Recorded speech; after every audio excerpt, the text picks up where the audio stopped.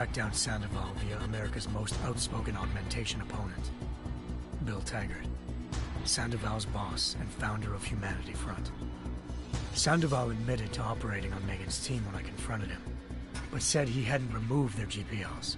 He'd merely switched them to a different frequency.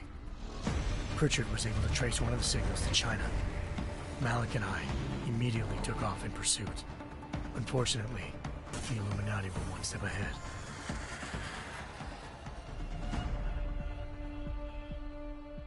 Ambushed. Shot out of the sky by Bell Tower Associates, seconds after entering Hengsha's airspace. Malik's piloting skills saved me. After a tense and bitter struggle, I escaped into Lower Hengsha. The tracking signal I was following led straight to the Triads, or more specifically, to the augmented arm of Tong Si-hung, leader of a gang of augmentation harvesters. Tong said they'd taken the arm off a corpse, which Bell Tower had left at their door, meaning at least one of Seraph's scientists was dead. Maybe not the rest of them, though. Tong pointed me to a port used for human trafficking and helped me slip aboard a Bell Tower ship. We were sailing to Rifleman Bank Station, a military base in the South China Sea. Bell Tower was holding kidnapped civilians as prisoners there, and using them to perfect the Hyron Project, a human-computer interface that left most of its test subjects dead. My search for Megan would have ended then, if not for a mysterious ally named Quinn. In exchange for my help exposing Bell Tower, he slipped me aboard a second ship headed to Singapore and an Illuminati-run biotech facility called Omega Ranch. 3 of Seraph's scientists were there, forced by their captors to create a technology capable of remotely shutting down augmented abilities. Thanks to an emergency recall notice issued by the World Health Organization, millions of people all over the world already had the biochip installed. With the help of the scientists, I tracked Megan to a private section of the ranch.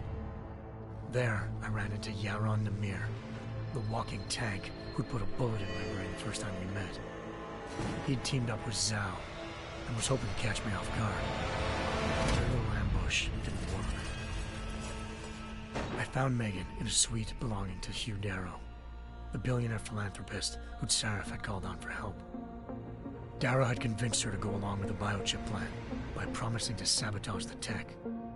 As she was explaining this, Darrow appeared in a global broadcast, telling the world that augmentations would be the death of mankind.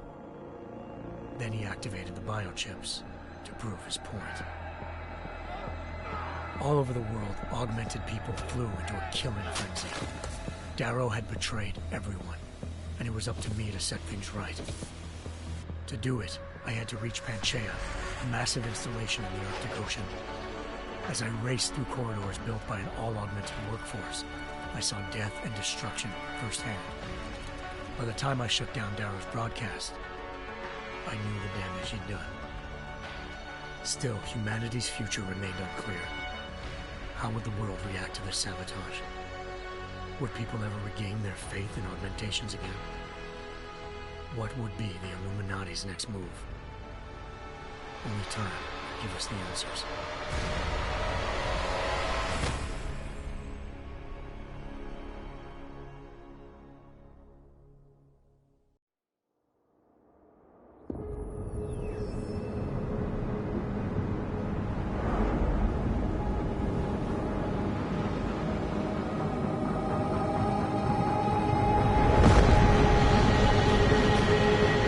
I once thought I could save the world.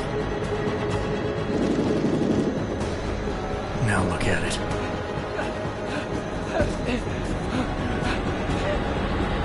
In yet another augmented terror attack, 251 passengers aboard Sista Airlines Flight 451 were killed when an augmented passenger broke into the plane's cockpit and ruthlessly butchered its flight crew.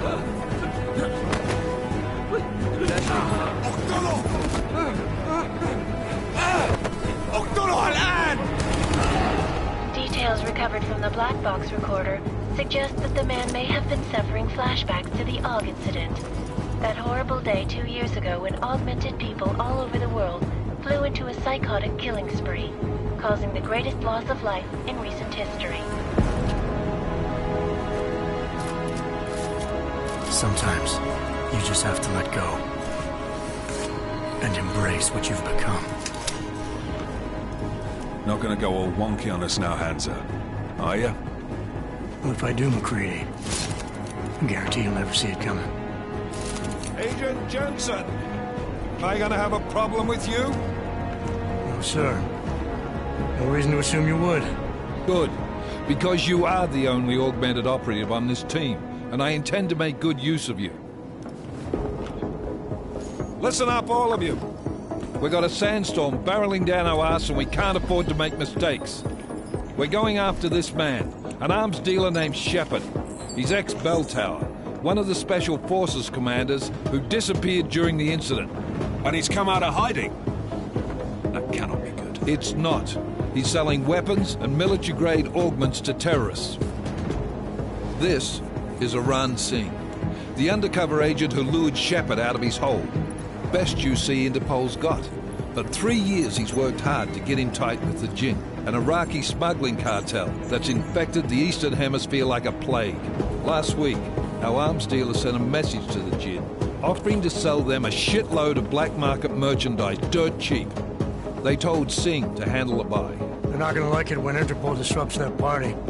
Singh's cover really that good? It is right now. We need to keep it that way. This is where the deal's going down. A half-finished high-rise hotel that's been abandoned ever since the incident. It's not a pretty picture inside. Let me guess. Most of the laborers were augmented with heavy-duty industrial rigs.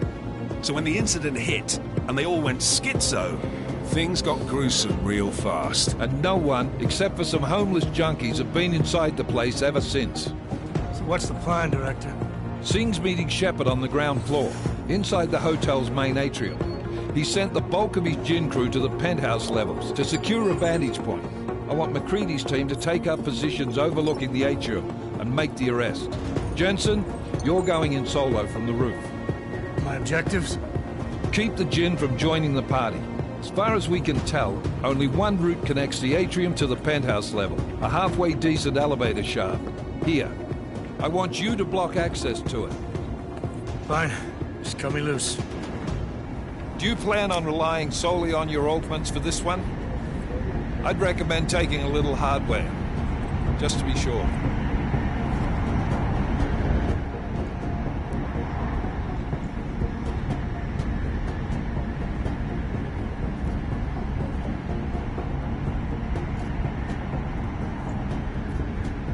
I'm not leaving my 6 exposed. Give me something lethal.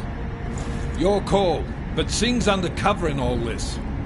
So watch your fucking sights. What about range? There's lots of wide spaces and high ceilings in there, but a number of tight and constrained rooms too. So it's a crapshoot, really.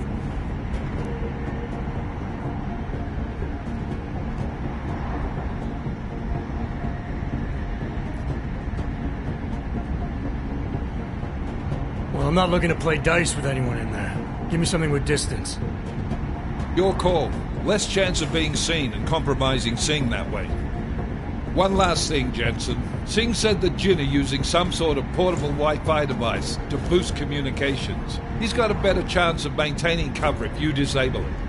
We'll keep an eye out for it. But aren't we on the clock here? You said there's a sandstorm moving in. There is, and we got the intel on this mission at the very last minute. So we're scrambling a little. If it comes to it, your #1 priority is keeping the Jinn out of that atrium. Copy that. Time to put away your happy thoughts, gentlemen. We're approaching the target building.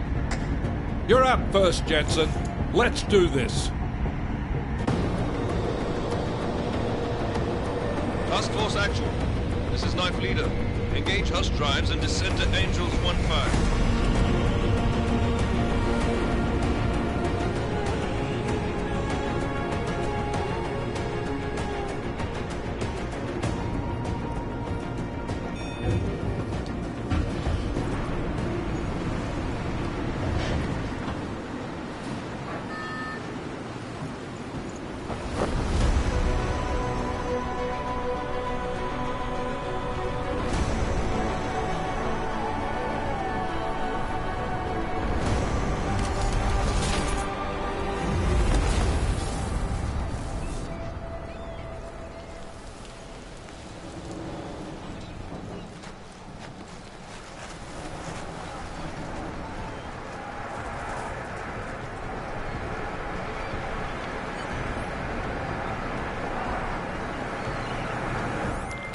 Team leader, this is Jensen. I'm on the roof.